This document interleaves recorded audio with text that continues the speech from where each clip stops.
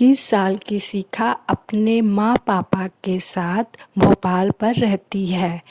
शिखा का ग्रेजुएशन इस साल कंप्लीट हो जाता है, इसीलिए वह सोचती है कि वह नौकरी करे। वह अपने दिल की बात अपने पापा से कहती है, पर उसके पापा उसके जॉब करने के लिए साफ इनकार कर देते हैं, क्योंकि वह शिखा की जल्द से जल्द शादी कराना चाहते हैं। शिखा इस बात के लिए मना करती है, पर उसके पापा कहते हैं कि आने वाले 2 साल पे वे रिटायर हो जाएंगे और उनकी और उसकी माँ की तबीयत ज़्यादा अच्छी नहीं रहती, इसलिए वे चाहते हैं कि उस शिखा की शादी जल्द से जल्द हो। ये बातें सुनकर शिखा बहुत भावुक हो जाती है, क्योंकि उसे पता है कि उसके पापा का यही एक सपना है कि उसकी शादी बहुत अच्छे धूमधाम से करे। शिखा तो शादी नहीं करना चाहती थी, पर वो अपने पापा के लिए हाँ कर देती है। पर वो सोचती है कि एक बार उसे अपने पापा को फिर से ट्राई करना चाहिए, उसे अपनी बात मनवाने के लिए। पर उसके तभी उसको पता चलता है कि उसके पापा ने भोपाल पे ही रहने वाले एक लड़के से उसकी शादी कर देते हैं, जो कि इंजीनियर है। शिखा का दिल बिल्कुल भी नहीं होता है उससे शादी करने के लिए, इसीलिए ना ही उस लड़के की तस्वीर वो देखती है और ना ही उस लड़के से कभी वो मिलती है। वह उससे फ़ोन पे भी बात नहीं करती है। शादी तय होने के बाद जब शादी की डेट 1 महीने बची हुई होती है, तो वो लड़का शिखा से मिलना चाहता था, क्योंकि उसे कहीं ना कहीं कुछ शक होता है कि वो लड़की उससे आज तक क्यों बात नहीं की और ना ही मिली। जब वो लड़का उससे मिलने के लिए आता है, तो शिखा देखती है कि उसका रंग काफ़ी काला है, तो इसीलिए वो मना कर देती है उससे शादी करने के लिए। हालांकि शिखा भी बहुत खूबसूरत नहीं होती, उसका भी रंग बहुत दबता है, लेकिन वो लड़का कुछ ज़्यादा ही रंग में दबा था। तो जब वो बात अपने माँ बाप को बताती है, तो वो माँ बाप बोलते हैं कि नहीं, रंग में कोई भेदभाव हमें नहीं रखना चाहिए, हमने तुम्हें ऐसी परवरिश दी है। पर शिखा भी जिद कर लेती है कि उसे उस लड़के की शादी नहीं करनी है। जब ये बात उस लड़के को पता चलता है, तो वो लड़का बहुत गुस्सा होता है। अब वो शिखा से मिलता है और शिखा और उस लड़के में दोनों में बहुत ज़्यादा बहस होती है। शिखा कहती है कि मैं मरना पसंद करूँगी, पर तुमसे शादी नहीं करना चाहूँगी। वहीं वो लड़का कहता है कि शादी तो तुम करोगी और वो भी मुझसे करोगी। दोनों में बहुत आर्ग्यूमेंट हो जाते हैं। अब तो 1 महीने से कम बचा था डेट, और दोनों में सुलह होने को नहीं था। ये हुआ था कि अब ये शादी टूट जाएगी, लेकिन वो लड़के ने जिद कर लिया था कि वो शादी करेगा तो शिखा से ही करेगा।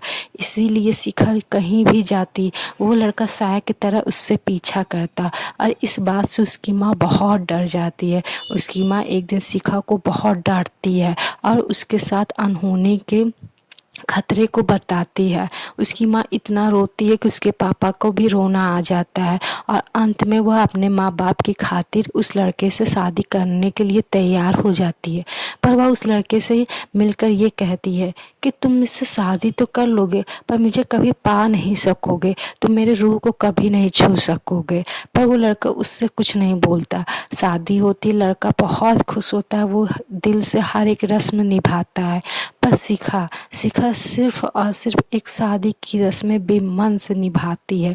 सुहाग रात वाले दिन जब दोनों कमरे में जाते हैं, तो शिखा जब उस लड़के को देखती है, तो दोनों में फिर से आर्गुमेंट शुरू हो जाते हैं, कुछ यूं ही छोटी छोटी बातों पर। तो वो शिखा अपने साड़ी का पल्लू गिरा देती है, उस लड़के को कहती है, तुम यही सब के लिए मुझसे शादी किए थे ना, लो कर लो जो भी तुम्हें मेरे साथ करना है, पर याद रखना तुम सिर्फ मेरे जिस्म को छू सकते हो, मेरे रूह को नहीं। उस लड़के को ये बात सुनकर बहुत ज़्यादा गुस्सा आता है, और वो उमा को एक थप्पड़ मार देता है। दोनों में बहुत ज़्यादा झगड़ा होता है, और वो लड़का उसके शिखा के कमरे से चला जाता है। फिर कुछ दिन बाद भी शिखा के कमरे में वो लड़का आके तो सोता है, लेकिन बेड पे नहीं, वो सोफे पे सोता है। दोनों में बहुत ज़्यादा आर्गुमेंट होने लगता है। घर पे सभी बात को ये पता है कि दोनों एक दूसरे के साथ नहीं रहते, दोनों अलग सोते हैं। पर वे दोनों ने कभी एक दूसरे को समझाने की कोशिश नहीं की, ये सोचकर कि ये पति पत्नी का आपस का मामला है, दोनों का जब गुस्सा शांत होगा तो दोनों खुद ही समझ जाएंगे। अब यही बात सच भी होती है। धीरे धीरे शिखा का गुस्सा शांत होने लगता है और वो उस लड़के के करीब आती है। बाद में दोनों में बातचीत होने लगती है और दोनों बहुत अच्छे से रहते हैं। फिर शिखा बताती है कि वह उससे शादी काले रंग के कारण नहीं करना चाहती थी। ये सच्चाई नहीं है, सच ये है कि वो किसी से शादी ही नहीं करना चाहती थी, क्योंकि उसे अपने माँ बाप से बहुत प्यार है। वो ज़िंदगी भर अपने माँ बाप के साथ रहना चाहती है। जब इस बात को उस लड़के को पता चलता है तो उसे भी गिल्ट होता है कि उसने खामखा शिखा के ऊपर गुस्सा किया। दोनों में फिर बहुत प्यार होता है और कुछ ही दिनों में शिखा प्रेग्नेंट हो जाती है। दोनों की खुशी बहुत अच्छी रहती है, दोनों की लाइफ बहुत खुश रहती है, दोनों बहुत खुश रहते हैं।